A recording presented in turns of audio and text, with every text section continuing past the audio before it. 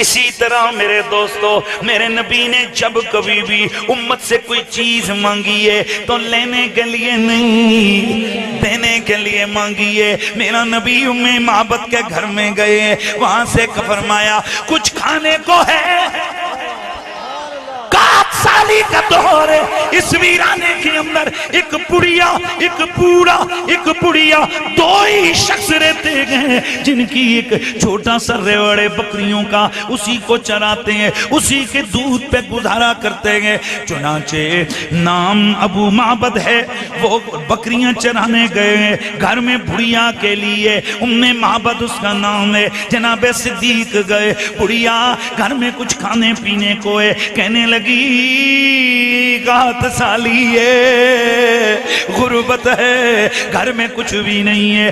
جناب نبی مکرم نے دیکھا ایک بکری کونے میں بندھی ہوئی، میرے نبی نے فرمایا ابو بکر سے کہہ دے اگر یہ اجازت دیتی ہے تو اس بکری کا دودھ دو لیتے ہیں۔ کہنے لگی جناب یہ تو بیمار بکری ہے، ریوڑ کے ساتھ جا نہیں سکتی تھی، اس لیے میرا شوہر نامدار اس بکری کو ادھر باندھ گئے ہیں، اس کا دودھ تو ہے ہی نہیں، یہ دودھ دینے کے قابل نہیں۔ میرے نبی نے تھنوں پہ ہاتھ پھیرا، فرمایا کہ بڑیا اندر سے کوئی پیالہ لے آ۔ نہ جانے بڑیا نے کیا سوچا، بڑا سا لکڑی کا پیالہ لے آئی، نبی کے ہاتھ لگے، صدیق نے دودھ دعا، پیالہ بھر گیا، میرے نبی نے نوش فرمایا، جناب صدیق نے بھی نوش فرمایا۔ وہ جوں کا تو بھرا ہوا پیالہ میرا نبی چھوڑ کے چلے گئے۔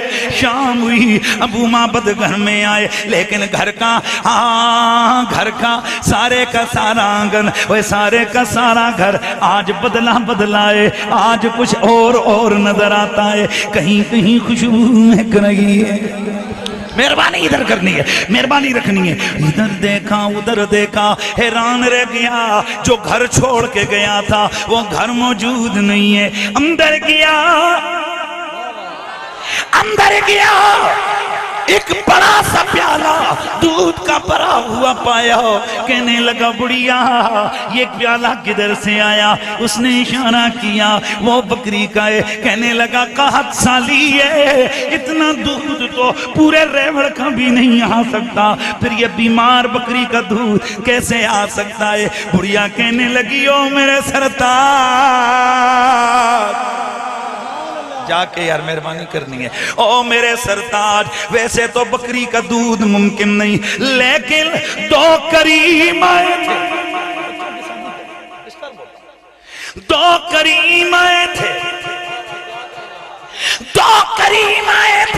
ان دو کریموں کے کرم نے میرا گھاس، میرا سارے کا سارا آنگن پر نور بنا دیا ہے۔ کہنے لگا بڑیا بتا کیا ہوا؟ اس نے بتایا اس طرح دو آئے تھے، ایک نے تھنوں پہ ہاتھ پھیرا، اس کا دودھ اتر آیا، یہ اس لیے دودھ آیا۔ کہنے لگا ہے وہ کون تھے، کدھر سے آئے تھے، عطا پتہ کیا ہے، نام تعارف کیا ہے؟ کہنے لگی ہائے افسوس، وہ کرم کے پہ کر آئے تھے، پھر فوراً چلے گئے، نہ میں نام پوچھ سکی، نہ میں قبیلہ پوچھ سکی، نہ میں عطا پتہ پوچھ سکی، نہ ملک نہ قوم نہ قبیلہ نہ نام، کچھ بھی میں نہ پوچھ سکی، اس لیے میں قاصر ہوں کہ میں کیا بتاؤں کون آئے تھے۔ کہا بڑیا پھر میں کیا سمجھوں، میرے گھر میں کون آیا تھا؟ کہنے لگی اگر چاہتے ہو حلیہ بتا دیتی ہوں، میں حلیہ بتا دیتی ہوں۔ بولا ہاں بول بڑیا وہ کون تھے؟ کہنے لگی ان میں ایک آقا لگتا تھا، ایک غلام لگتا تھا، تجھے کیسے پتا چلا؟ اذا ہمارا ابتدر لے گئے، وہ جو آقا تھا، وہ جو منہ سے لفظ بولتا تھا، وہ غلام دوڑ دوڑ کر اس امر کو بجا لاتا، میں سمجھ گئی وہ آقا ہے یہ غلام ہے۔ پیار سے یار، پیار سے میں سمجھ گئی وہ آقا ہے، یہ غلام ہے۔ کہا وہ کون تھا ذرا حلیہ بتا، دھیان رکھنا ہے نبی پاک کو لیا رہا ہے، وہ کون تھا حلیہ بتا۔ کہا رأیت رجلا ظاہر الوداعت ملیح الوجہ لم تیبہ سجلا ولم تزر بہ سالا قسیم وسیم نسیم جسیم فی عینیہ داج وفی اسفارہ وطف احول احول ازج اکرن فی عنقہ ستون وفی لحیتہ قطن رباط لا بالطویل ولا بالقصیر اسمر اللون۔ سبحان اللہ، یار پیار سے یار آپ سے سبحان اللہ۔ ابیض اسمر اللون اذا تکلم فعلیہ الوقار وَإِذَا صَمَتَ سما علال بہاو۔ حلو المنطق حلو المنطق حلو المنطق حلو المنطق اعلی اعلی احوا۔ پیار سے یار میں ترجمہ کروں گا آپ کو مزہ ہوئے گا۔ اے میرے سرتاج، میرے گھر میں ایک شخص آیا، رأیت رجلا ظاہر الوداع، جس کا ظاہری سراپا بڑا حسین تھا، ملیح الوجہ، چہرہ بڑا ملیحی تھا۔ یہ ملیحی چہرہ وہ ہوتا ہے جو دل میں کھب جائے، جو دل میں اتر جائے۔ لم تیبہ سجلا ولم تزر بہ سالا، نہ تو لمبی گردن جو بری لگے، نہ ٹھگنا قد جو بھیڑا لگے، نہ ٹھگنا قد جو نظروں کو کمتر لگے۔ کیسے تھے؟ اہلو احولو احولو اکہلو، آنکھوں میں سرما لگا ہوا تھا۔